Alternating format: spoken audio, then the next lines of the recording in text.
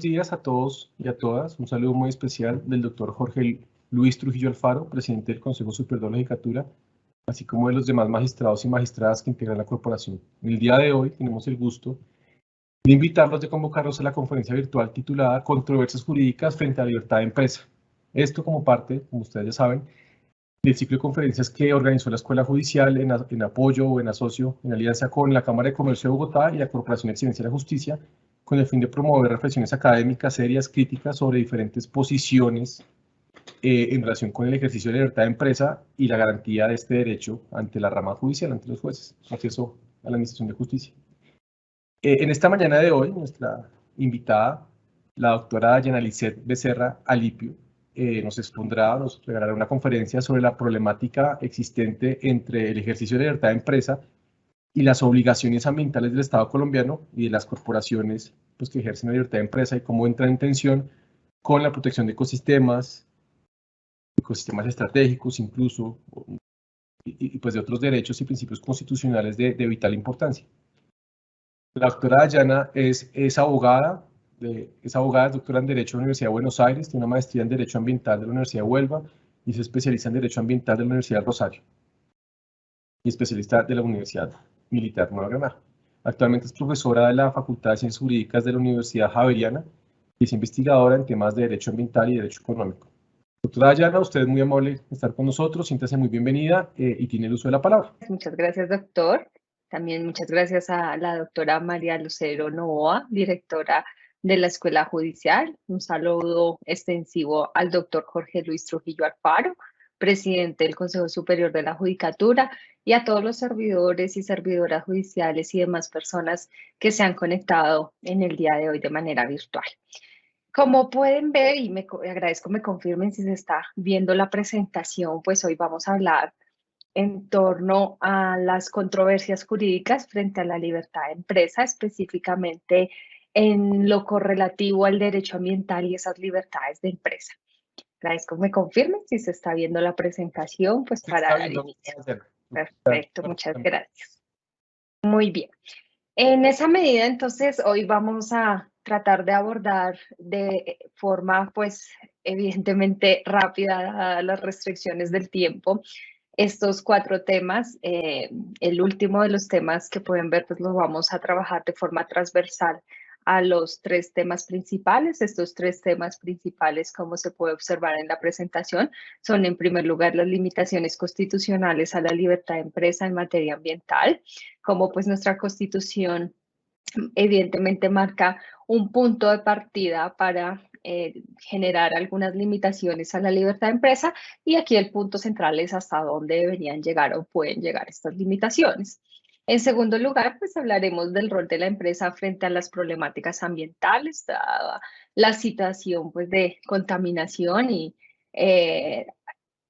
casi que escasez y deterioro de muchos recursos hídricos. Y en tercer lugar, pues la normativa ambiental es las limitaciones a la libertad de empresa.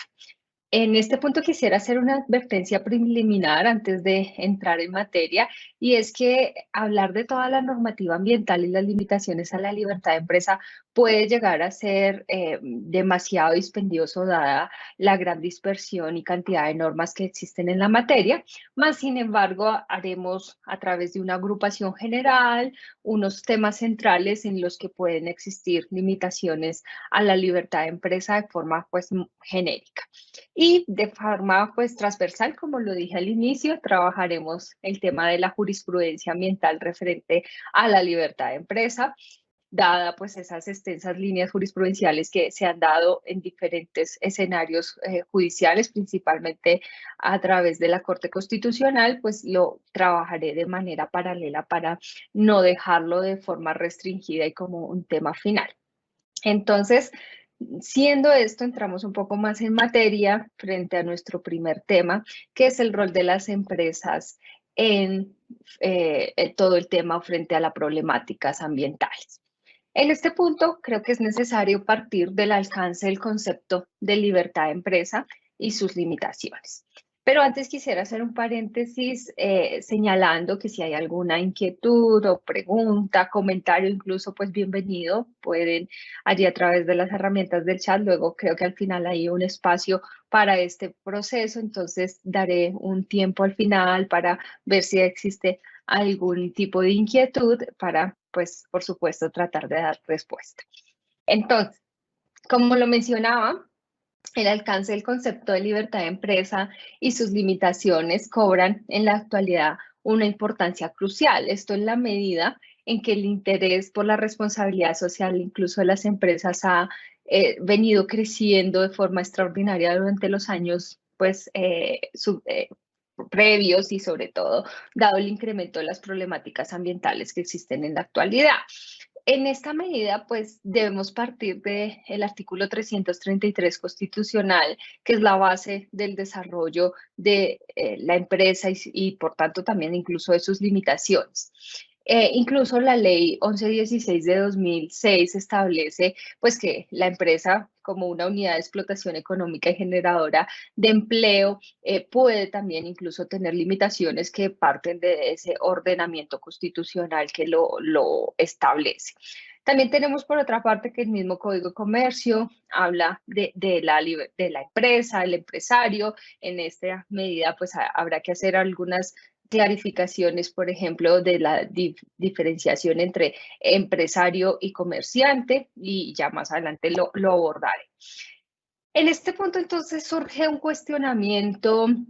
determinado por la actividad económica que debe ser considerada empresa. ¿Quiénes podemos considerar empresarios y, por lo tanto, pues la existencia de una empresa? Y aunque no podemos, por cuestiones también incluso de tiempo, detenernos en el debate en torno a la empresa, existen algunos criterios que nos pueden dar luz para determinar si determinada, valga la redundancia, determinada actividad económica tiene o está constituida como una actividad empresarial. Uno de ellos es el criterio organizacional. Esto es la estructura para producir resultados que debe desarrollar la empresa, que su objetivo sea producir beneficios económicos, y de igual forma, pues acá es importante destacar que hay una irrelevancia de la dimensión, es decir, que existen restricciones ambientales que pueden ser suaves o muy excesivas, incluso dependiendo de la dimensión, el tamaño de una empresa. Por ejemplo, para una empresa familiar de lácteos es muy diferente las obligaciones ambientales que podrían ser llamadas a cumplir versus a una actividad comercial de una empresa multinacional, por ejemplo, de lácteos. Sin embargo, en ese sentido, pues están en un mismo ámbito en el que la norma debe ser aplicada, dada pues también su carácter general abstracto, pero sin duda también hay que destacar, y en los casos concretos habrá que evaluar la importancia o la influencia que el tamaño de una empresa puede tener sobre las normas que son culminadas a cumplir. Evidentemente, un estándar ambiental demasiado alto puede incluso quebrar con una empresa pequeña, una empresa familiar, una MIPYMES, etcétera, frente a que a una multinacional pues está llamada, por ejemplo, a aplicar unos nuevos filtros o tecnología en su producción, y esto pues habrá que tenerlo en cuenta también en la medida que puede tener un impacto diferente. Entonces, retomando el artículo 333 constitucional que nos habla de la libertad de empresa y nos dice que la actividad económica y la iniciativa privada son libres dentro del bien común. Esa primera enunciación pues nos hace mención a una limitación inicial. Y por lo tanto, pues nos dice que la actividad de la empresa como base del desarrollo también tiene una función social que implica obligaciones. Desde el mismo ordenamiento constitucional, estamos viendo que la actividad económica, en específico en este caso la empresa, tiene algunas limitaciones para su operancia, y esto está dado en diferentes ámbitos del derecho, desde el derecho laboral, incluso hasta los derechos humanos, pero aquí pues nos centraremos en el día de hoy de esas responsabilidades de orden ambiental. Entonces, en esta medida, pues vemos que el artículo constitucional tiene un contenido abierto, que se define más por las limitaciones constitucionales que el mismo establece, que por elementos que allí también aparecen como la iniciativa, la actividad económica, la participación en el mercado que allí involucra la libertad contractual. Y dentro pues de la libertad económica, esto es bien interesante, en nuestro ordenamiento esto se diferencia de ordenamientos internacionales o extranjeros, como en el caso español o el mismo caso alemán, que tienen, digamos, que otras formas de configurar las libertades económicas como derechos fundamentales, como principios. En nuestro contexto jurídico, la libertad económica está integrada por la libertad de empresa, o podríamos decir que la libertad de empresa es un elemento de la libertad económica. Incluso algunas sentencias de la Corte Constitucional en algunas ocasiones han usado los términos indistintamente, pero de forma predominante hoy en día se entiende que la libertad de empresa es uno de los tantos derechos o libertades que componen la libertad económica en una economía de libre mercado como la que tenemos configurada en nuestro país. En este sentido también, pues la Corte Constitucional ha venido avanzando y como les dije al inicio, voy a ir contando un poco también de los avances jurisprudenciales de forma transversal y la Corte Constitucional ha tenido ciertas etapas de reconocimiento de esa libertad de empresa. En una primera etapa, pues se inclinó por el reconocimiento de la libertad de empresa como derecho fundamental. Allí tenemos, por ejemplo, la sentencia T425 de 1992 y posteriormente en una segunda etapa, la Corte Constitucional desarrolló un cambio y en la medida en que habló de que la libertad de empresa es un derecho económico, pero no fundamental. Esto fue pues muy cerca a esa sentencia inicial que acabé de mencionar, se da en la sentencia C265 de 1994 y posteriormente ha optado por unas posturas eclépticas en las que, si bien considera que no es un derecho fundamental, sí es susceptible de una protección mediante tutela cuando exista conexidad con otros derechos fundamentales y considera la libertad de empresa, pues, sin duda, un derecho de orden económico. Efectivamente, pues aquí tiene bastante que ver la garantía constitucional para este derecho. Allí tenemos una importante sentencia que es la C830 de 2010. Y a partir de esto, pues la Corte Constitucional establece algunos limitantes generales. Evidentemente, como ya lo he mencionado, acá nos centraremos en las limitaciones de orden ambiental, no, por ejemplo, en las limitaciones laborales o en las limitaciones en materia de permisos que tengan que ver con, por ejemplo, aspectos conexos con el medio ambiente, pero que no son directamente relacionados, como podrían ser permisos urbanísticos, de funcionamiento y demás, sino aquí pues evidentemente nos centraremos en el impacto en el ambiente que la actividad empresarial puede tener. En esa medida, entonces, la libertad económica se delimita, esto es bien interesante, por un interés social. Acá encontramos desde el ordenamiento constitucional 3 elementos que nos permiten entender cómo existen limitaciones a la empresa. La primera es el interés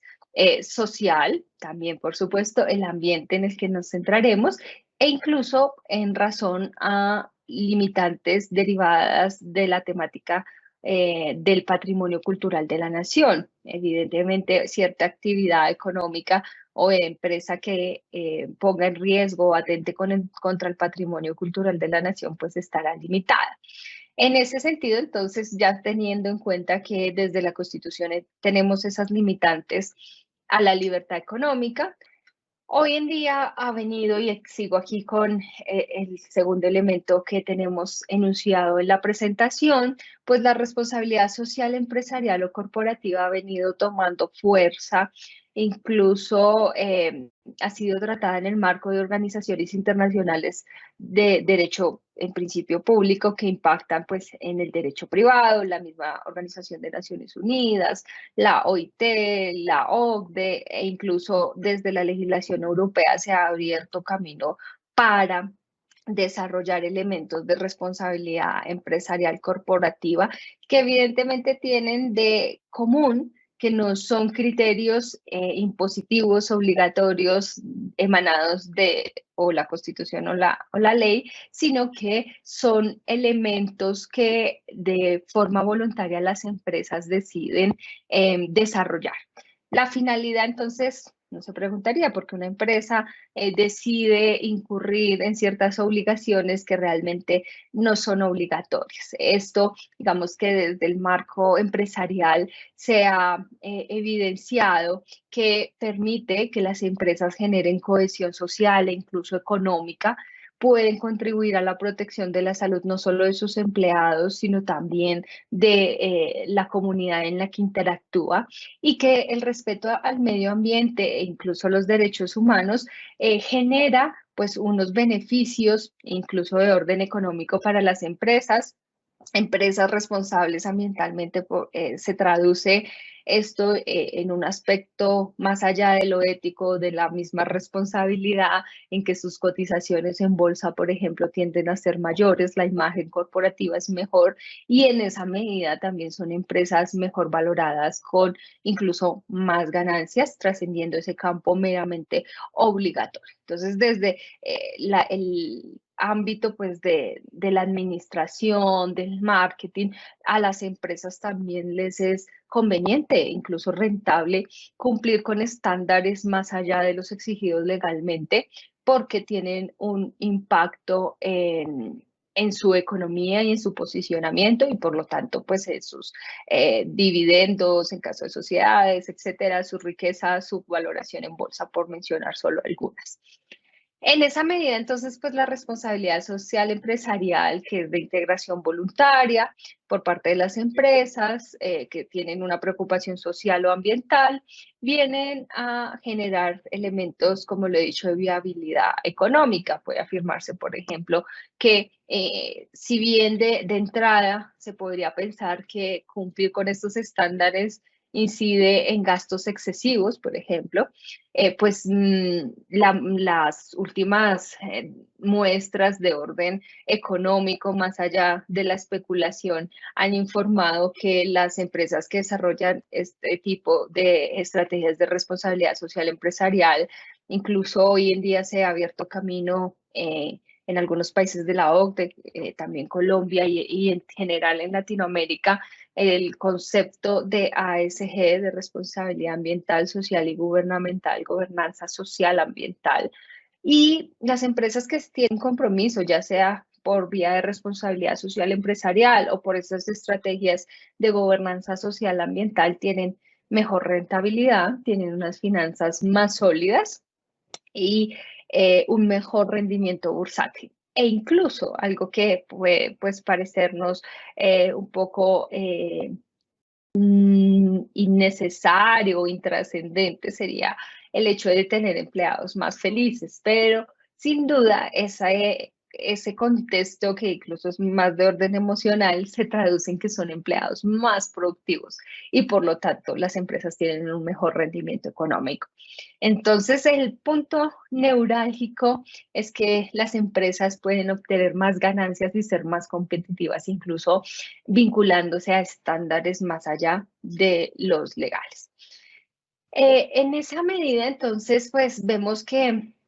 frente a todas estas problemáticas ambientales que conocemos, el cambio climático, una de las más relevantes, pero también el agotamiento, deterioro de múltiples recursos naturales, agua, atmósfera, incluso contaminación de suelos, hoy en día se habla, escasez de ciertas materias primas por el deterioro ambiental, pues la empresa está llamada a replantear su papel y buscar formas de desarrollo y de producción más limpia. Y es aquí donde llegamos pues al tercer elemento de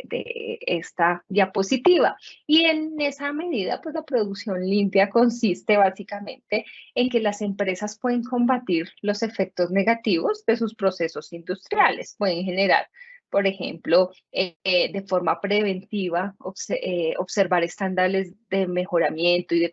competitividad. Incluso frente a esto, las Naciones Unidas, a través del Programa de Naciones Unidas para el Medio Ambiente, el PNUMA, han establecido que la aplicación continua de estrategias ambientales de forma preventiva e integrada en los procesos productivos, incluso en los productos o en los servicios, tendientes a incrementar la eficiencia y reducir los riesgos en los seres humanos y el medio ambiente es lo que puede considerarse producción más limpia. Esto, pues, para que quede más claro, evidentemente es eliminar, por ejemplo, materias primas tóxicas, optimizar incluso el uso energético, que incluso más allá de verlo como una obligación, que puede ser impositiva o de responsabilidad social, empresarial, puede generar beneficios de orden económico. Cuando optimizo el uso energético en una empresa, no solamente estoy contribuyendo a generar menos emisiones, menor contaminación, sino también desde el punto de vista económico a mejorar todos estos costos que tienen las empresas en la producción. Y esta producción limpia se desarrolla directamente con este cuarto elemento que tenemos aquí enunciado, que es la gestión ambiental. Es una forma de traducir esos intereses de producción limpia en procesos concretos al interior de la empresa. Entonces, en esta medida se centra en tres aspectos básicos esa gestión ambiental. Determinar primero pues las relaciones e interacciones que tiene la empresa con el medio ambiente, ver cómo está a través de criterios evaluativos permitan un rediseño ambiental y finalmente proporcionar herramientas para introducir mejoras ambientales en la empresa. Esto pues, para ello las empresas deben adoptar un diseño de una política ambiental de la organización e incluso lo pueden hacer a través de cumplimiento con la normalización o cumplimiento de estándares fijados por organizaciones o normas incluso como las ISO. Entre ellos tenemos todo en materia ambiental, toda la familia de normas ISO 14000. Y más recientemente la norma ISO 9000 o mucho más reciente la norma ISO 26000 que contribuyen a generar procesos para que las empresas puedan seguirlos y generar pues unos procesos interesantes de gestión ambiental. Y por supuesto todo esto está en el marco de la voluntariedad, de la gestión que las empresas quieran hacer de carácter voluntario. Y aquí como un segundo núcleo de todo este primer tema es que tenemos evidentemente limitaciones ambientales de carácter vinculante u obligatorio. En esa medida, muchos ordenamientos le apuestan a que esas limitaciones ambientales plenamente obligatorias sean las más imperiosas y que incluso procesos como de responsabilidad social empresarial y gestión ambiental sean desarrollados por las empresas como un mecanismo, un plus a sus procesos y digamos que aquí hay una tendencia o una especie de teoría en torno a que esas limitaciones ambientales deben ser restringidas en un sistema de libre mercado. Sin embargo, pues aquí tenemos un importante elemento en torno a esas limitaciones ambientales que nos pueden dar luz frente a las necesidades que debe satisfacer la empresa y es el principio de prevención, que básicamente pues hace unas décadas se intentaban solucionar los problemas ambientales mediante la reparación de lo deteriorado. Ejemplo número uno, en el que hay un impacto bastante amplio del sector empresarial en nuestro país, por mencionar solo uno a manera de ejemplo, el caso del río Bogotá. Evidentemente todavía estamos en ese proceso de recuperación del río Bogotá porque el principio, o más bien la normativa, actuaba tratando de intentar solucionar los problemas ya creados. Sin embargo, estas medidas correctivas, pues, también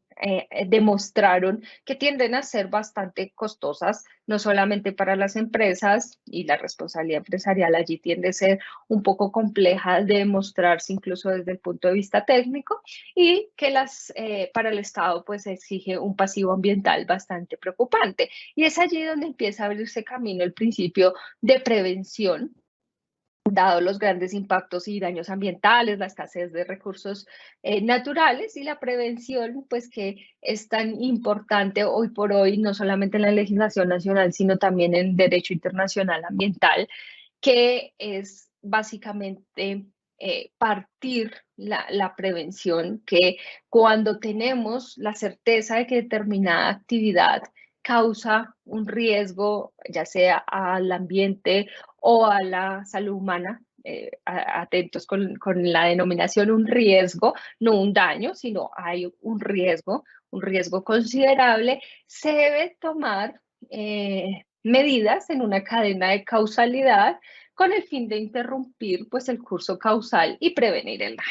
Esto digamos que ya nos parte lo que podría ser un derecho ambiental clásico de traer a solucionar el daño ya causado, a tratar de prevenirlo porque tenemos la certeza, por ejemplo, que determinada actividad produce radiación y que, por ejemplo, sus trabajadores deberían usar una protección, que las edificaciones en donde se desarrolla esta actividad también deberían contar con una serie de normas para impedir pues un efecto nocivo, ya sea en los seres humanos, animales e incluso en el ambiente. Y por otra parte,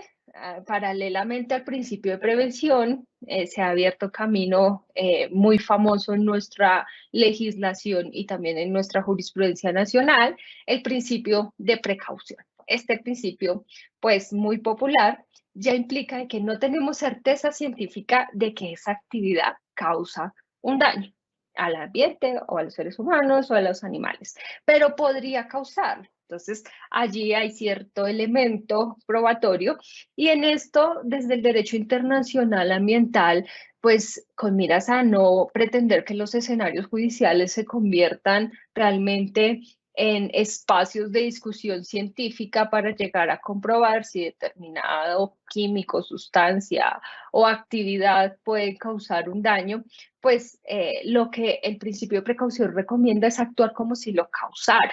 Evidentemente, no pueden, y esto es bien complejo, incluso polémico, el hecho de que los escenarios judiciales traten de dilucidar elementos que la ciencia todavía no ha logrado determinar. Si nos fuéramos, no sé, mucho tiempo hacia atrás, por ejemplo, no supiéramos que ciertas sustancias causan radiación y que la radiación es mala, estaríamos en el escenario del principio de precaución y no el de prevención. Pero hoy en día que ya sabemos que la radiación tiene un efecto negativo, estaríamos frente a la radiación en el principio de prevención. En esto, pues, casos como la misma situación del glifosato, tanto para fines incluso públicos, que es todo el tema de erradicación de cultivos ilícitos, pero para fines privados también se emplean una serie de sustancias y si estas deben continuar utilizándose y por lo tanto permitiendo su ya sea producción interna o su importación y su uso a nivel nacional, pues el principio de precaución desde el derecho internacional, lo que la ONU también ha establecido, incluso también hasta la Corte Internacional de Justicia en varios casos en materia ambiental, entre ellos, por ejemplo, el caso de las plantas de celulosa, el conflicto entre Argentina y Uruguay sobre el río Uruguay, pues lo que recomiendan es actuar si no hay certeza científica, como si se causara un daño con miras a evitar un posible desastre o incluso un daño mucho más significativo. Entonces, partiendo de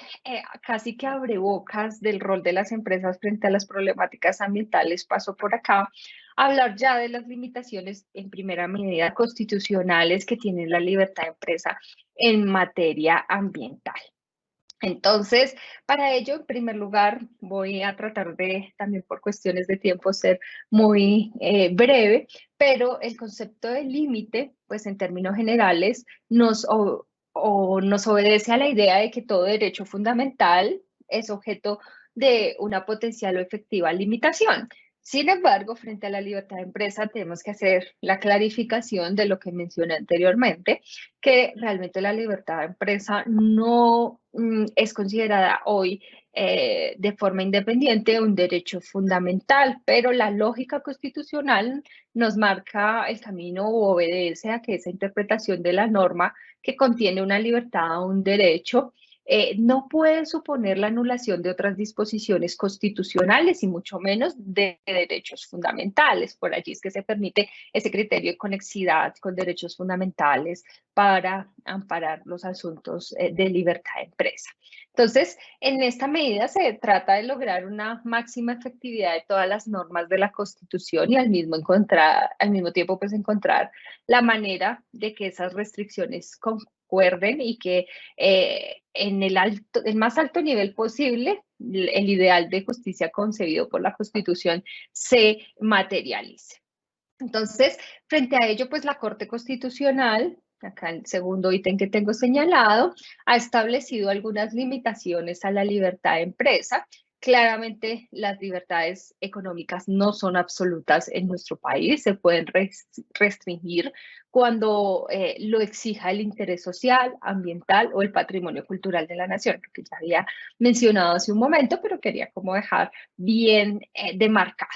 Y pues algunos casos en los que la Corte ha fallado sobre este tema, tenemos la defensa, por ejemplo, de derechos de consumidores, algunas garantías de suministros en sectores estratégicos, el fomento, por ejemplo, de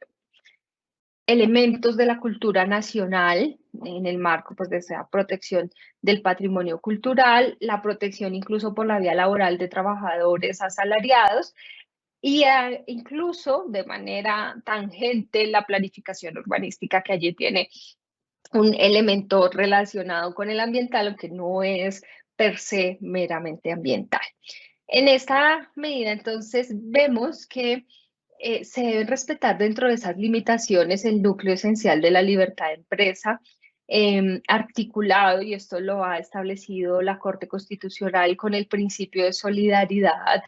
y la racionalidad y la proporcionalidad, así como las finalidades constitucionales. Esos 4 elementos son los que la Corte ha definido para fijar o establecer, valga aquí la redundancia de lo que voy a decir, un marco de actuación de los límites, es decir, un límite a los límites para que estos no puedan incluso llegar a anular la libertad de empresa o en el otro extremo, incluso restringir derechos, por ejemplo, de trabajadores o derechos de orden ambiental. Acá pues entonces encontramos diferentes tipos de limitaciones, hay diferentes clasificaciones. Es bastante complejo tratar de encasillar toda la protección ambiental en alguna clasificación, pero yo para efectos de esta charla he decidido emplear la clasificación de limitaciones directas e indirectas, entendiendo pues que aquellas de orden directo son las que vienen emanadas del ordenamiento constitucional, principalmente del mencionado artículo 333 del bien común, de que las responsabilidades que supone el derecho a la libre competencia, a la función social de la empresa e incluso de la prohibición de abuso de la posición dominante en el mercado. De igual forma, pues tenemos otra serie de normas constitucionales que por cuestiones de tiempo voy a ir avanzando, entre ellas el artículo 8 constitucional en relación al patrimonio cultural, el artículo 79, que es el que nos establece el derecho de las personas a gozar de un ambiente sano,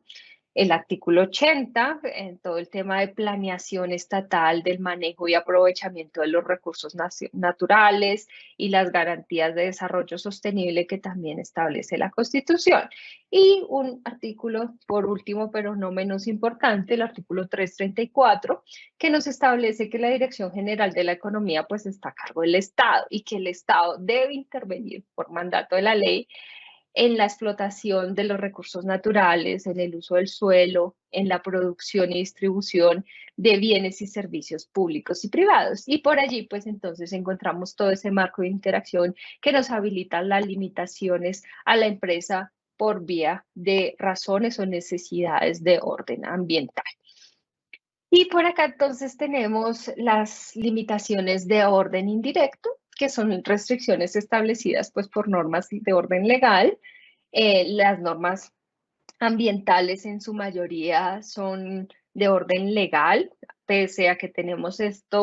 apartado muy famoso que se ha conocido no solamente a nivel Latinoamérica, sino en el mundo, la Constitución colombiana como ese gran apartado de Constitución ecológica, toda esta serie de disposiciones encaminadas a la protección del ambiente y en ello pues debemos analizar que existe la potencialidad de que una norma que protege determinada especie, por ejemplo, un pájaro de una región específica, puede incluso, aunque su finalidad directa no sea limitar la libertad de empresa, puede llegar a generarlo. Entonces, por ello ese carácter tan abierto de las normas indirectas de orden ambiental, porque, por ejemplo, esta norma que prohíbe, o más bien protege a determinada especie, el pájaro X que se encuentra en una zona, puede afectar, por ejemplo, a un empresario que está desarrollando en el marco del turismo de la región, vuelos en parapente para turistas, por ejemplo. Entonces, se lograría demostrar que esa actividad empresarial puede generar un efecto negativo en la vida de esta especie que está protegida por una norma, aunque la norma en principio no tenga como finalidad limitar la libertad de empresa en la región. Entonces, viendo esa susceptibilidad que tienen las normas ambientales de impactar en la empresa, es que pues debemos analizar el tema. Incluso, por ejemplo, la prohibición a determinada industria de realizar algunos vertidos, de fabricar sus productos con alguna materia prima que sea nociva, ya sea para el medio ambiente o incluso la salud, o instalar filtros o tecnología especial, pues son limitaciones que las normas pueden establecer. Y concretamente aquí parto de un elemento importante, adelantándome a la siguiente diapositiva, que es el régimen de licencias ambientales, que exige que determinadas actividades cuenten con esta autorización. Evidentemente, es una manifestación clara de esa limitación a la libertad de empresa. Y con esto, entonces, llego aquí al tema de la normativa ambiental y las limitaciones a la libertad de empresa. Como les mencionaba, pues la libertad de empresa suele ser bastante amplia y necesaria en una economía de libre mercado, pero también tenemos en este aspecto, por la vía ambiental, que la cantidad de normas ambientales existentes en nuestro país puede incluso ser considerada un régimen jurídico disperso, en algunos puntos contradictorios. Incluso tenemos un Código Nacional de Recursos Naturales bastante antiguo de los años 70 que interactúa con otras normas, entre ellas, por ejemplo, la Ley 99 de 1993, que es la que establece el Ministerio de Medio Ambiente. Hoy el Ministerio del Medio Ambiente pues, se denomina de Medio Ambiente y Desarrollo Sostenible, pero la finalidad de esta norma fue reordenar todo el sector público encargado de la gestión y conservación del medio ambiente y de los recursos naturales renovables, y que se organizó a través de lo que conocemos como el Sistema Nacional Ambiental, que allí confluyen organizaciones, normas, competencias, no solamente al considerarlo sistema, entenderse como las organizaciones que tienen competencias ambientales, sino también las normas y también incluso instituciones de carácter auxiliar y científico, el Instituto von Humboldt, entre otros, que contribuyen a todo tema de protección ambiental. Evidentemente, la Ley 99 del 93 pues, nos marca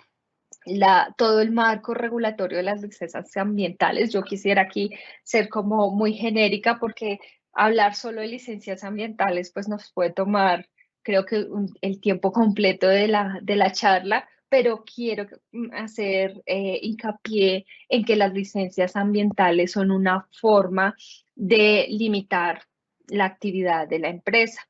Entre ellos, pues está la sentencia 328 de 1995, que es la sentencia que nos regula, que conoce un caso de análisis de la necesidad de obtener una licencia ambiental para iniciar determinada actividad económica, que son los requerimientos más importantes que puede enfrentar una libertad de empresa. Allí mismo, pues en la ley 99 del 93 encontramos la obligatoriedad de desarrollar y de solicitar licencia ambiental para determinadas obras, industrias o actividades. Entonces, ya la ley 99 es un poco más amplia, no solo lo restringe a que la actividad empresarial, sino habla de obras, industrias y actividades que puedan producir un deterioro grave a los recursos naturales renovables y al medio ambiente. Y allí entonces quiero hacer mención a algo que dije hace un poco, que era el principio de precaución y el principio de prevención. Miren que la norma dice deterioro grave a los recursos naturales renovables. Entonces, aquí hay un criterio de interpretación bastante interesante que seguramente será desarrollado en los próximos años a través de jurisprudencia en interacción con cada vez más protagónico principio de precaución. La interpretación de este artículo pues debe tenerse en cuenta de acuerdo a lo dispuesto también en la ley 388 de 1997 y que estas pues deben sujetarse a los planes de ordenamiento territorial. Esta ley también nos habla pues de todas las funciones policivas otorgadas al Ministerio de Medio Ambiente y a las corporaciones autónomas regionales que van pues desde multas, suspensión de registros, licencias, concesiones, permisos, autorizaciones, hasta por ejemplo cierre temporal o definitivo de una obra, una actividad que pueda ser contraproducente, y en esa medida pues la ley tiene desde el aspecto administrativo, de la vía administrativa, posibilidades de actuar y restringir, sobre todo esto de primera mano, frente a afectaciones que están causando deterioro al medio ambiente y que es imperiosa su actuación. También pues la ley nos habla de que las licencias son obligatorias para prevenir el desarrollo de los proyectos que las requieran. Y, por ejemplo, el artículo 58 es el que nos regula todo el proceso de otorgamiento de la licencia. En conexidad con la ley 99, encontramos la ley 133 de 2009, que nos establece el procedimiento sancionatorio ambiental, que está en el contexto pues de la vía administrativa, y en esa medida pues hay una articulación y la posibilidad de actuación, como lo acabé de mencionar, de la administración. Entonces, este es un primer marco normativo que limita la actividad de empresa, pero también tenemos, por ejemplo, normas sobre agua. Evidentemente no podré hablar de manera profunda por cuestiones de tiempo sobre todas las normas de agua, pero daré unos elementos para identificar cómo la libertad de empresa puede también estar limitada con estas normas sobre agua. Las principales pues, cuestiones en materia de agua que afectan a la empresa son referentes al uso y a los vertidos que las empresas realizan en el manejo del agua. Debe observarse en esta área pues el Código Nacional de Recursos Naturales Renovables y el Decreto 1076 de 2015. En el que se tratan temas como las concesiones de aguas superficiales, que es pues, para el aprovechamiento de estas aguas para fines como puede ser el riego, el abastecimiento de abrevaderos, usos industriales incluso, explotación minera, explotación petrolera, generación hidroeléctrica, bueno, maderas, acuicultura y pesca, incluso hasta usos recreacionales y deportes están regulados por esta norma, y existen pues permisos especiales, permisos de concesión de aguas subterráneas y permiso de prospección y exploración de aguas subterráneas. Esos son como términos generales los permisos en materia de agua. Y también acá en tercer lugar encontramos las normas que limitan la libertad de empresa provenientes de la protección atmosférica. Numerosas actividades económicas producen efectos nocivos a la atmósfera, incluso más allá de las empresariales. Nuestra existencia misma implica producción de CO2 en múltiples actividades. De hecho, estar conectado usando un servidor de internet, etcétera, el uso de electricidad está generando CO2, y en este sentido, pues la empresa también tiene la susceptibilidad de poder generar efectos nocivos a la atmósfera, y esas emisiones, por supuesto que no pueden ser prohibidas de forma absoluta, porque esto entraría a reñir con cualquier forma de desarrollo, básicamente la forma de desarrollo imperante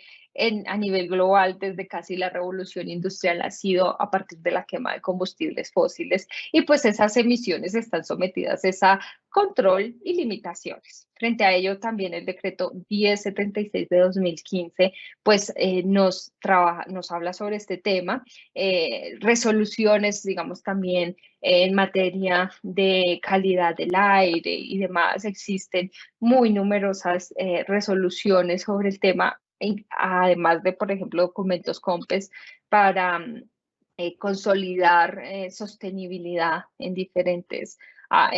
regiones e incluso que evalúan la situación de contaminación atmosférica en ciudades. Entre ellas, pues sabemos que las ciudades más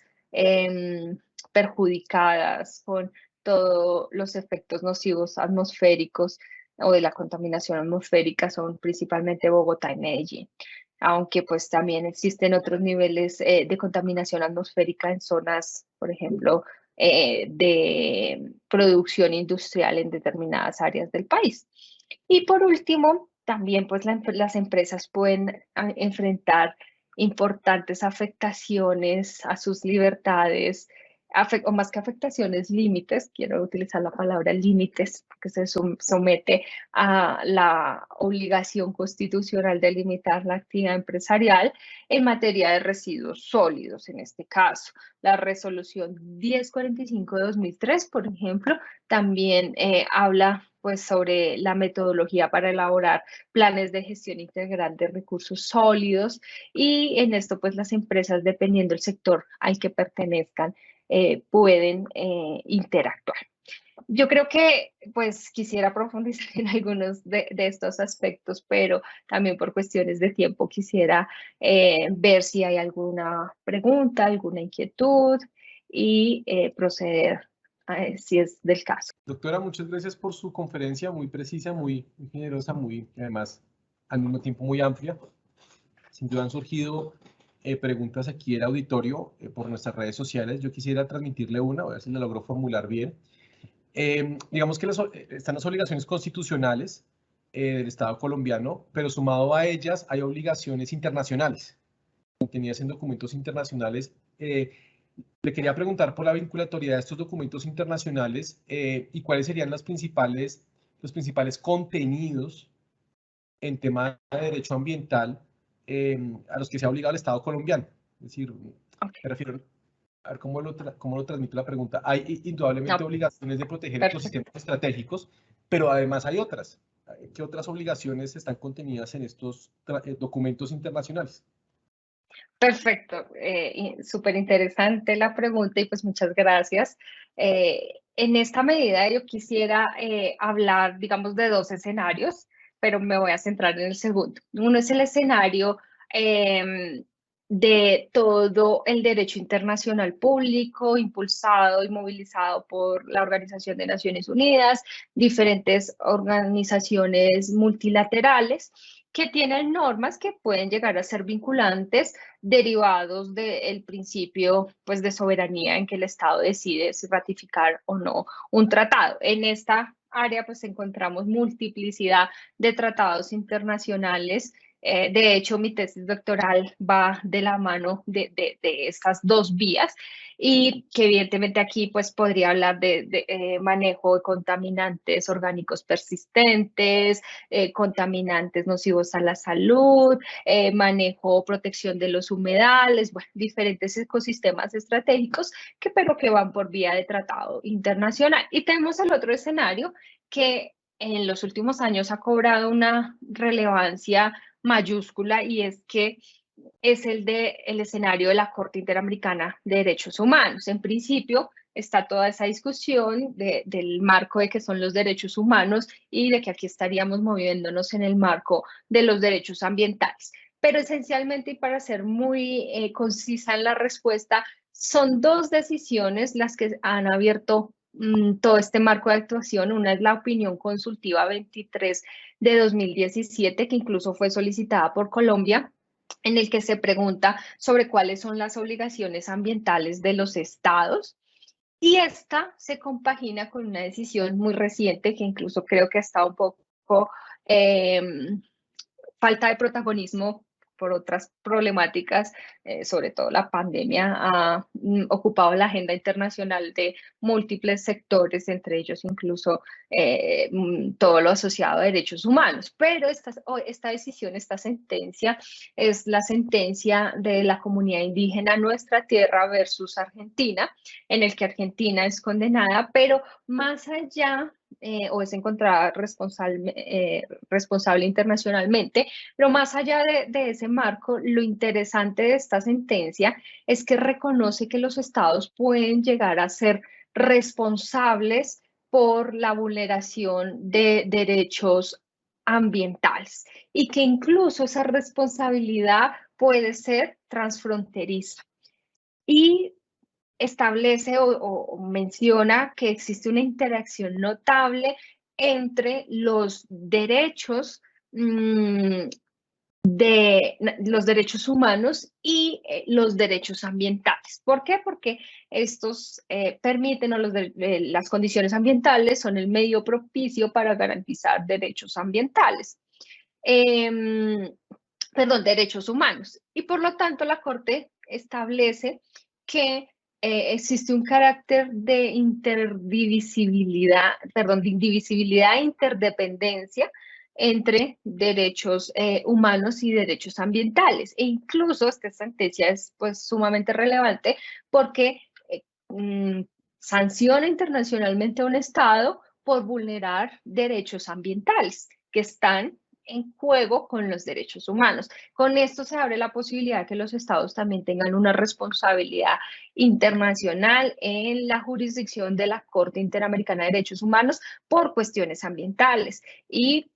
sin duda es la primera sentencia que también pues la opinión consultiva se debatía su carácter de obligatoriedad, pero aquí con una sentencia pues queda mucho más plasmada esa necesidad y de que los estados tomen medidas también en materia ambiental dentro de su legislación nacional. Quisiera como con eso dar respuesta. Evidentemente podríamos hablar mucho más a fondo de este tema, pero esto es como en términos generales la respuesta a la pregunta. Quisiera saber si me quedó todo, hice entender, todo quedó claro. Muchas gracias. Quisiera transmitir una segunda pregunta que surge que tiene que ver con lo que su merced comentaba. Es decir, queda claro que hay vías para la judicialización de las tensiones entre libertad de empresa y derechos ambientales, sancionando o juzgando a los estados. La siguiente pregunta es por el mismo tema, pero si existen vías internacionales para la sanción, ya no de los actores estatales, sino de los actores privados, de los empresarios, por la violación de los derechos ambientales.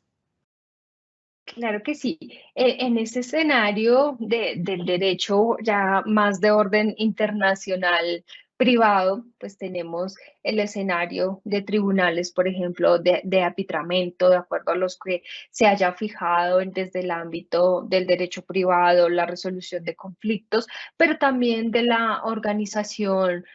Mundial del Comercio, ¿no? Que la OMC, pues, es una organización internacional que se ocupa pues de estas normas que regulan la actividad comercial entre países y la principal función pues es garantizar que esas actividades económicas funcionen con fluidez de acuerdo pues a criterios fijados normativamente y entre ellos están pues los estándares de protección ambiental en los que ya estarían sometidos, esto sí, pues las empresas desde la interacción que tienen del derecho internacional privado y las actividades que en ese marco internacional desarrollan. Pero sin duda, la legislación ambiental nacional es un elemento significativo para controlar esas dificultades. Este mecanismo subsidiario internacional es de acompañamiento e incluso el mismo derecho internacional público que tiene casi que su surgimiento a través de diferentes convenios que dieron origen a toda la regulación interna o nacional nacional de la materia y que viene acompañando, digamos, estos procesos también de imposición de obligaciones a los estados y incluso retomando la pregunta anterior, vinculándola a esta, es que los estados son los llamados, incluso en aras del bloque de convencionalidad, a establecer estándares para que los particulares, empresa, sector industrial, productivo, comercial, etcétera, incluso consumidores, cumplan con los estándares de protección ambiental, dada esa responsabilidad del Estado. Entonces, en aras de, como lo he dicho, el bloque de convencionalidad. Doctora, muchas gracias. Digamos que en estas dos preguntas, su merced, creo que absolvió bastantes de las temáticas que surgieron aquí en el chat. Entonces, pues le agradezco profundamente su generosidad con la escuela y pues su conferencia pues fundada en su trayectoria y en su experiencia investigativa. Pues relacionada con ese tema, las tensiones entre la libertad de empresa y la protección a las garantías ambientales, a los ecosistemas estratégicos, a la participación ambiental y a las responsabilidades que le caben sin duda a los estados, pero pues también a los agentes económicos pues de la sociedad y puntualmente pues en este contexto globalizado. Gracias a los servidores y a las servidoras judiciales, a todas las personas que actúan en la rama judicial que se conectaron a esta conferencia. Asimismo nos pueden seguir a través de las redes sociales de la escuela judicial, de Facebook, Instagram, Twitter y YouTube, donde podrán encontrar información de todas nuestras actividades académicas. Y hasta la próxima oportunidad. Muchas gracias.